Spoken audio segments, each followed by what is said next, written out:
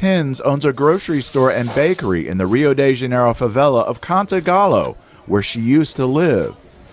She is one of 35.5 million Brazilians who have moved from humble beginnings into the middle class since 2003.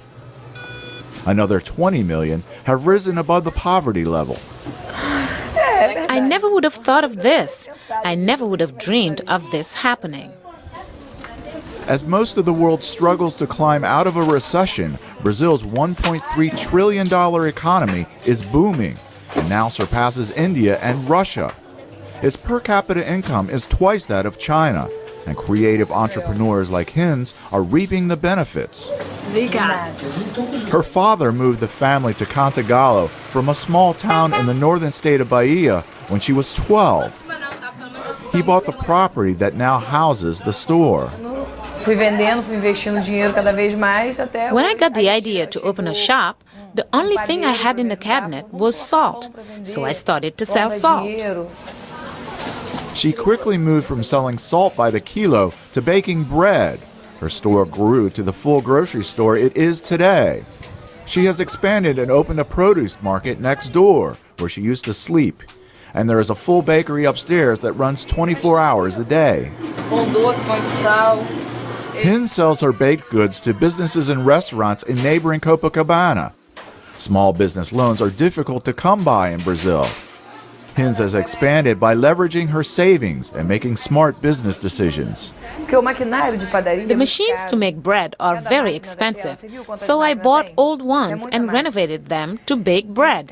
And now I'm in the process of replacing the old machines with new ones. Brazilian economists say the country's success is simple to define. Policies put in place in the 90s to tame runaway inflation worked.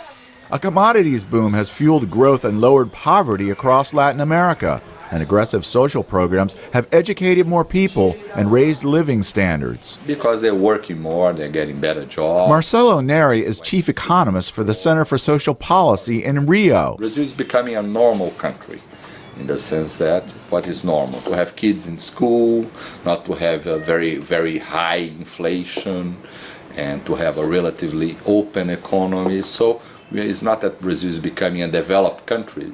We are just, filling the gaps. And there's a long way to go still. Brazil's economy has created 2.2 million formal jobs in the last 9 months, a record for the country. More people with money to spend translates into a better quality of life for business owners like Ruth Hins. She now earns 10,000 reais, the equivalent of $5,800 per month. She is quickly moving out of the middle class to the upper class. She bought a penthouse apartment on a street bordering the favela and can afford luxury goods such as a refrigerator, cable television, and a washing machine. It is a dream. It is a dream come true for me, just to have my own house. You know, a lot of people who rent houses don't even have an address. They are always moving from place to place.